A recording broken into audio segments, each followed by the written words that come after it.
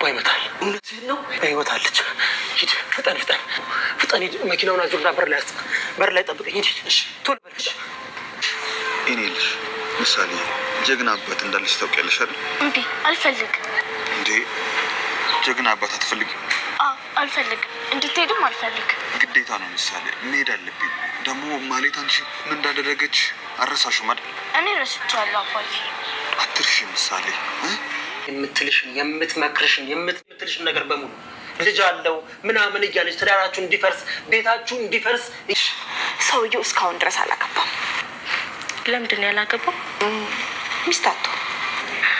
ሀገር ውስጥ ሴት ሞልቷል። አግባቢው አይ እሱ የሚፈልገው ድንግል ሴት ነው። እሱ እዚህ ነበርክ እንዴ? ጥቂሽ ነገር በስነ ስርዓት ተመልሻለሽ። ለቅድስት ምን ስትያዝ ነው የሰማሁት? እንዴ ምን እያልከኝ ነው? ይገባሻል? እኔም ሀብታም ነኝ፣ ቤት አለኝ፣ ንብረት አለኝ። እሺ ደሃ አይደለም። እሺ እንዴ ታዲያ እንዳለበት እንድታውቂ ልነግርሽ ብዬ ነው። ዶሮ ማለት በመጨረሻም እንግዲህ የሰው ጦስ ሆናለች ማለት ነው። እቺ ጦስ ዶሮ በመጨረሻም እንግዲህ ጥሙታ ተማሙታ ጥራ ተጣጥራ ሰው እጅ ላይ ነው ወደቀችው። እንግዲህ እንደምታወቀው የነ ብሩክን ቤተሰብ ፋሚሊ በተለይ እንግዲህ ጥሩ ጦስ ለማውረድ ያው ትጋቷ ነው። ቤተሰቦቻችን ሁሌም ነው እንግዲህ ይሄን ነገር የምታደርገው።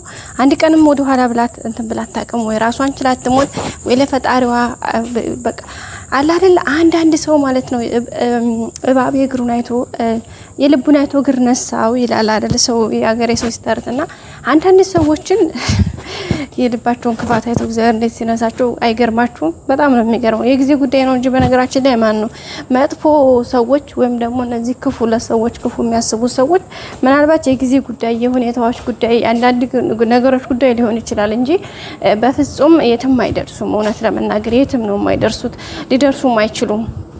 ለመድረስ ቢውጨረጨሩ እንኳን ራሱ የትም አይሄዱም። ምክንያቱም በቃ የሆነ ሰዓት ላይ አዙሮ ይጥላቸዋል። ምናልባት የተራመድን ምናልባትም ያደረግን ምናልባትም የሄድን ምናልባትም የተንቀሳቀስን የተራመድን ቢመስላቸው የትም አይደርሱም። ያርመጃቸው ለተወሰነ ጊዜ ለተወሰነ ወይ ደቂቃዎች ወይ የሆነ የታይሞች ሁኔታዎች ይገድባሉ እና በጣም እሱን ነገር ነው እኔም አሁን ላይ የገባኝ። እንግዲህ የማህሌት ጉዳይ እዚህ ደርሷል። በጣም ነው የሚያሳዝነው የሚያስጠላው ማለት ነው።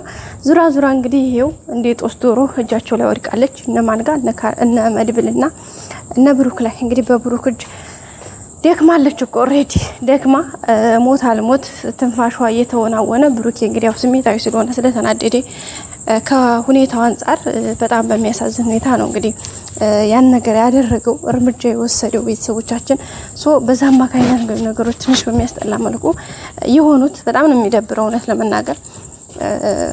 ግን ይሄን ባይሆን ደስ ይል ነበር። ግን እሷ በቃ ሆን ብላ ለተንኮል ያደረ ሰው ስለሆነች ግዴታ እነሱም ደግሞ እርምጃ መውሰድ ያለባቸው እዚህ ጋር ታውቃላችሁ። ምክንያቱም ከአቅም በላይ ሲሆን አንዳንዴ ግድ ነው። ብሩኬም እንግዲህ ታግሶ ግን እኮ በቃ በጣም ነበር የሚታገሳት ታውቃላችሁ። በፊት ራሱ ያን ያክል በልጁ እንግዲህ የማይደራደርባትን አንድ ልጁን ምሳሌ ያን ያክል ታሰቃይበት በቃ ብዙ ነገር አድርጋለች። ግን እጁን ሰንዝሮ እንደገና በቃ ልጁ ትመጣበታለች ልጅን ነበር የሚለው። ግን አሁን በቃ አስጠላው። ያው ካሁን በኋላ እንግዲህ አጎቷን ኃላፊነት እንግዲህ ልጅን ነገር አደራ ብሎታል መድብልን ራሱና ቅድስቴንም በቃ ካሁን በኋላ የራስሽን ህይወት ጀምሪ ምናምን ብሎ እንግዲህ የማይሆን ውሳኔ አንዳንዴ ታግሳችሁ መጨረሻ ሰጣል ነገሮች ኦቨር ታይም ይመጣሉ። ወይም ደግሞ ከአቅም በላይ ከአእምሯችሁ በላይ ከህሊና በላይ በቃ ከሁሉ ነገራችሁ ከቁጥጥራችሁ ውጭ ይወጣሉና ብሩኬም እንደዛ ነው የሆነበት። መጨረሻም እንግዲህ ማለት ላይ የማይሆን እርምጃ ወስዶ እግዚአብሔር ይመስገን ደስ የሚለው ነገር ህይወቷን መትረፉ እኔ በጣም ደስ ብሎኛል። ምክንያቱም ህይወቷን አታ ቢሆን ኖሮ እነ መድብል ወይም ደግሞ ያንተና ታረቀኝ ባይደርስ ኖሮ ጭራሽ በቆይታዎች ህይወቷን ታጣ ነበረ። ያ ማለት ደግሞ ህይወቷን አጣች ማለት በጣም ከባድ ነው።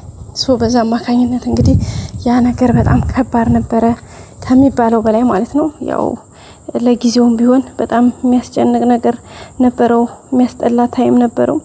ግን ያው ነገሩን መታገስ መልካም ነው። ሁኔታዎችን ማየት ጥሩ ነው። በዛ መልኩ ተጠንቅቋል ማለት ነው። አለመሞቷ ወይም ደግሞ ይሄ ነገር አለመድረሱ በጣም አስደስቶኛል። እውነታውን ለመናገርና በጣም ደስ የሚል ታይም ነበረ። መድብል ጥረት ነው። አሁንም ደግሞ እንግዲህ የሚገርመው ነገር እየሸሸች ነበር ልጅቷ አለምን ራሱ ገላለሁ ብሎ። ምክንያቱም አለም ናት እኮ ማህሌትን ያለችበትን ቦታ ጠይቃ ታረቀኝ ሲነግራት መልሳ መታ ለብሩክ ነገረችው ማለት ነው። ገድያታለሁ ሲላት በስማም እንዴት ተጨነቀች። አይ ነፍስዬ እንደ መጀመሪያ እኮ ማህሌት እንድገላት እኮ ነው እሷ ራሷ ቦታውን አድራሻውን ጠቅሳ የነገረችው። ሲቀጥል መጀመሪያ ቅድሚያ እኮ ቅድስቴን ራሱ ማህሌት ቢገላት ብሩክ የሆነ ሰው ቢገል አብረሹ ትኩት ያለሽ ወይስ ምናምን እያለች እኮ ጥያቄ ስታቀርብላት ነበር። አይገርማችሁም ጋይስ? የምር ታስቀኛለች። እንደው ቀድማ እኮ ነው ነገሩን ያሰበችበት ምናምንና ከዛ በኋላ ያ ነገር ሲፈጠር ደግሞ በቃ ካኪ ዘረፋለች። እሱ ሲመጣ ወደሷ ሞት ወደሷ ሲመጣ ከባድ ወደ ሰዎች ሲሆን ሶኬ ሲምፕል። አንዳንድ ሰዎች ግን ማለት ነው እንዴ እነሱ ሞት እንደሚፈሯት ሁሉ እዛም ጋር ሞት አለ። ሰዎች እንደሚገሉ ሁሉ እነሱም እኔ እንዴ በሟች ቦታ እኔ በሆነ የሚለውን ነገሩ እንደዛ ብናስብ ኖሮ በምድር ላይ ክፉ ሰዎች የሚባል ነገር የለም አይኖርም ነበረ ማለት ነው። ምክንያቱም ክፋት የሰይጣን እንጂ የሰው ልጅ አይደለም። መልካም ነገር ማሰብ የምንችል ብንሆን ኖሮ በምድራችን ላይ ሰይጣን የሚባለው ነገር ባልኖረ ነበር። ነገሩ ከሰይጣንን በተግባራችን ወይም ደግሞ በስራቸው እኮ ሰይጣንን ሰይጣን ምንም በቃል አይደለም ብለን በቃ አመስጋኞች የምንሆንበት ቦታቸው አለ እኮ። ያ ምንድነው በሚገርም ሁኔታ ማለት ነውና አንዳንድ ሰዎችን በዛ ልክ ነው የምናየው እና በጣም የሚከብድና የሚያስጠላ ነገር ነበር ያለውና ከሱ አንፃር እንግዲህ ትንሽ ነገር ይሾቹ ያስጠሉ ነበር ማለት ነው። ቤተሰቦቻችን ኤኒዌይስ ያው ብቻ ተመስገን ነው ለሁሉም ነገር እግዚአብሔር ይመስገን ነው ልንል የምንችለው። ምክንያቱም ሁኔታዎቹ ነገሮቹ ያው ሁሉም ነገር ለበጎ ነው ለጊዜው ጉዳይ እንጂ ሁሉም የጊዜ ጉዳይ ስለሆነ እንጂ ምንም እንትን የሚል ነገር የለውም ማለት ነው ቤተሰብ እና ብቻ በጣም ከባድ ነበረ።